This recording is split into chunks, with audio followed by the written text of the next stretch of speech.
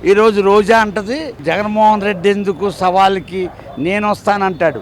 ఆ పేరునాని నానిగాడేమో అంటులు దోమేవాడు ఆడేమో నేను వస్తానంటాడు. అస్సగా అది కదా అసలు నిమ్మకాయ పిండితే రసం కూడా లేదు. ఏది ఆధారాలు ఉండి మాట్లాడరండి వాళ్ళు. ఆధారాలు లేకుండా మాట్లాడమే వాళ్ళ యొక్క గొప్పతనం. అసలు జంజీ అంటున్నారు, అందులో ఉన్న వాళ్ళు వీడియోల్లో క్లియర్గా కనపడుతున్నారు.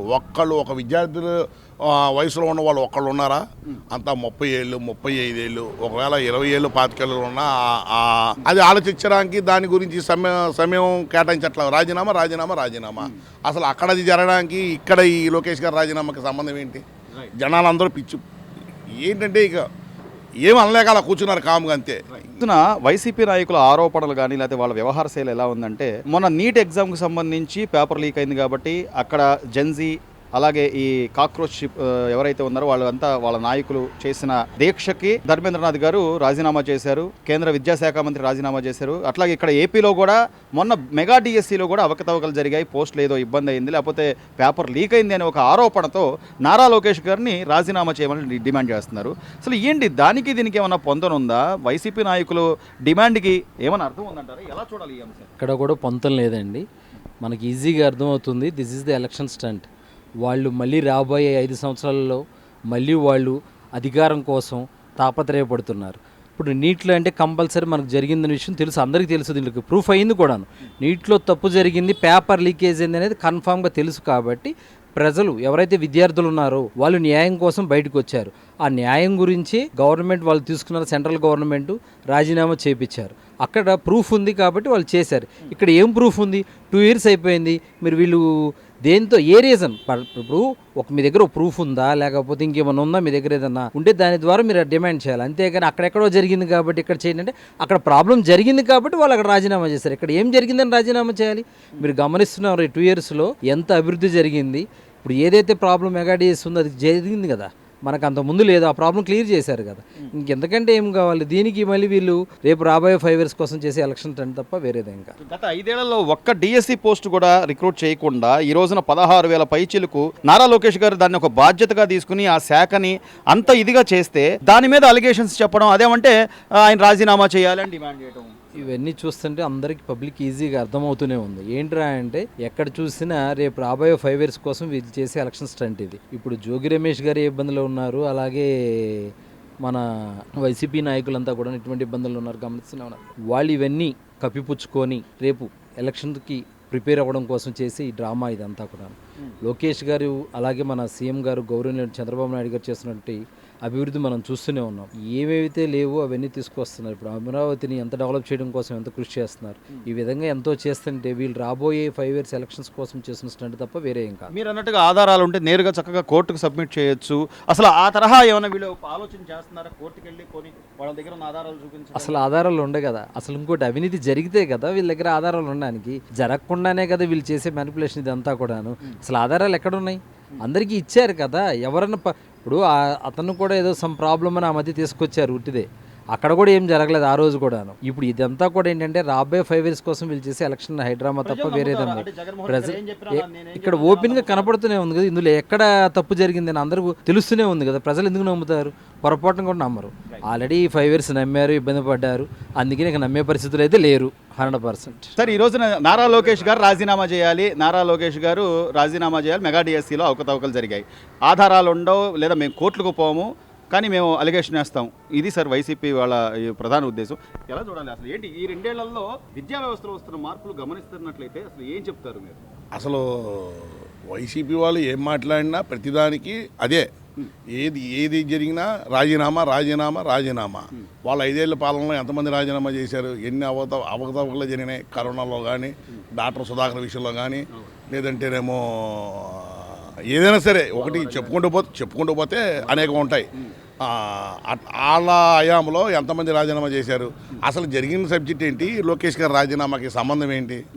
మాట్లాడాలని మాట్లాడదాం, నేను కూడా ఉన్నాను అని ఒక ఉనికి చాటుకోవడానికి తప్ప దానివల్ల ఎటువంటి ఉపయోగం లేదు. వాళ్ళ గురించి మనం ఎంత తక్కువ మాట్లాడుకుంటే అంత మంచిది. ఇప్పుడు మెగా డిఎస్సి నిర్వహణకు సంబంధించి నోటిఫికేషన్ కానివ్వండి, లేకపోతే కీ కానీ ఇవన్నీ కూడా అన్ని మొత్తం ఆన్లైన్లోనే పారదర్శకంగా చేసామని చెప్తున్నారు. నారా లోకేష్ గారు అయితే బహిరంగంగా సవాల్ కూడా చేశారు, నేను దీని మీద చర్చకు సిద్ధం, జగన్మోహన్ రెడ్డి గారు రావాలి అని.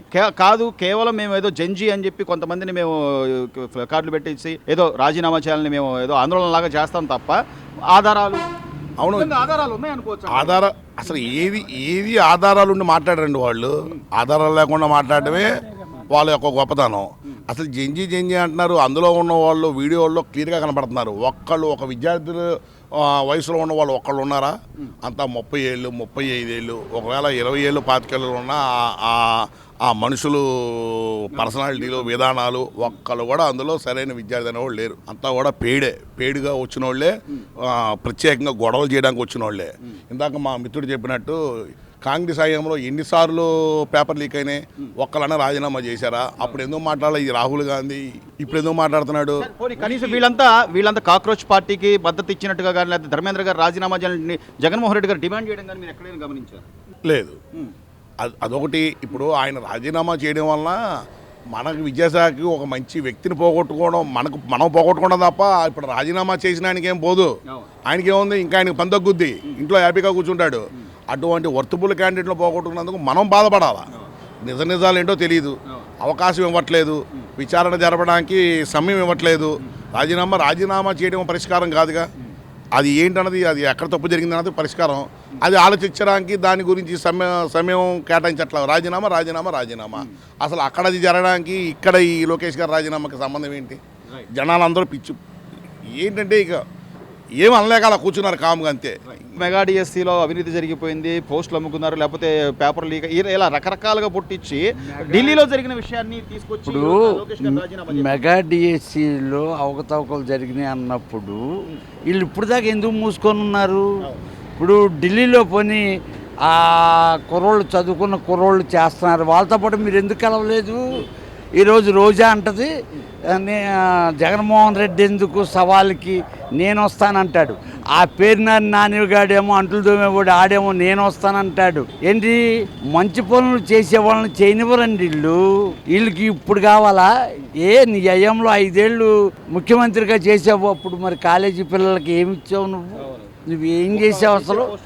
అసలు నువ్వేం చేసావు? నీకు పెట్టిన కేసుల చుట్టూ తిరగటమే ఢిల్లీ సరిపోయింది నీకు. నువ్వేం చేసావు? ఇప్పుడు ఆయన రాజీనామా చేయించాడు ప్రధాని. సరే, మొన్న పోనీ ఢిల్లీలో జంతర్ మంతర్ దగ్గరన్నా మీరు వెళ్ళి సానుభూతి తెలిపారా? పోనీ ప్రతిపక్షం ఇక్కడ లోకేష్ బాబు మీద పడిపోతున్నారు. ఎందుకంటే మంచి చేసేవాడు ఎవరైనా గిట్టదు.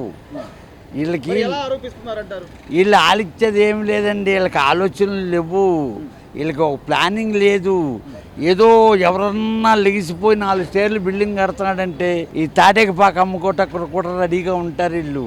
జగన్మోహన్ రెడ్డి ఇన్నాళ్ళు ఏమైపోయాడండి? ఇప్పుడు పోనీ మొన్న జంతర్ మంతర్ దగ్గర పోలీసు వారు అరాజకాలు చేస్తున్నారు. చేసేటప్పుడు మీరు వెళ్ళి మీ నాయకులు ఎవడన్నా పాల్గొన్నారా? రోజా పాల్గొందా? లేకపోతే అమ్మడి రాంబాబు పాల్గొన్నాడా? పేరునేని నాని అంటాడు. లోకేష్ ఏం చేశాడు? మా గవర్నమెంట్లో మేము ఇరగదీసాం. ఏంటి వాళ్ళ గవర్నమెంట్లో ఇరగదీసింది? ప్రజావేదిక ఒకటి కూల్చారు, తర్వాత స్పీకర్ని ఒత్తిడి చేశారు. ఆ స్విచ్లు నొక్కడం తప్ప జగన్మోహన్ రెడ్డి కానీ వీళ్ళు కానీ ఆ రోజా అది మేకప్ వేసుకోవటం తప్ప దేనికి రాజకీయాలు దానికి ఏం తెలుసు? అంటే ఆధారాలు లేకుండా కేవలం ఆరోపిస్తే ప్రజలు నమ్మేస్తారా బాబాయ్? లేకపోతే ఇదివరకు గతంలో గెడ్డం పట్టుకొని మూతి పట్టుకొని ముద్దులాడి గెలిచేశాడు ఆయన. ఏదో ఒకసారి రాజశేఖర రెడ్డి గారి కొడుకు కదా అని ఒకసారి చూశారు ఆంధ్రప్రదేశ్ ప్రజలు. ఇప్పుడు ఈరోజు సంక్షేమ ఫలాలు కానీ అభివృద్ధి కానీ ఈరోజు ఎంత చేస్తుంటే స్కూళ్ళ మీద కానీ పిల్లల్ని ప్రోత్సహిస్తూ తల్లిదండ్రులని ప్రేరేపిస్తూ ఇంత చేస్తుంటే ఈయన చూస్తే వారవలేక ఎవరిని లోకేష్ బాబుని చూసి ఎదిగిపోతున్నాడు. ఒకప్పుడు పప్పుగాడు అని ఈయన నోటితోనే అన్నారు కదా పప్పుగాడని. ఈరోజు ఎదిగిపోయాడు భారీ ఎత్తులో. ఈ రాష్ట్రంలో 5 కోట్ల మంది కూడా ప్రేమించేటట్టు ఎదిగిపోయాడు అతను ఎదిగిపోయేసరికి వీళ్ళు వారం లేకపోతున్నారు. వారవలేక అదని ఇదని ఏదో రకంగా మెలుగు పెట్టాలని ఆలోచిస్తారు. ఆ మెలుకులో వీళ్ళు పడరు. సో ఇంకా నమ్మేదానికి సిద్ధంగా అండి జగన్మోహన్ రెడ్డి నవ్వుతా ఏం చెప్పినా కూడా ప్రజలు నమ్మేస్తారు. నమ్మరండి. ఇప్పుడు జగన్మోహన్ రెడ్డి ఎందుకు మేము వచ్చి మాట్లాడతాము? ఎవరు పేరు నాని అంటాడు. ఆ లోకేష్ జగన్మోహన్ రెడ్డి రావాలా, చంద్రబాబు వస్తే వస్తారంట.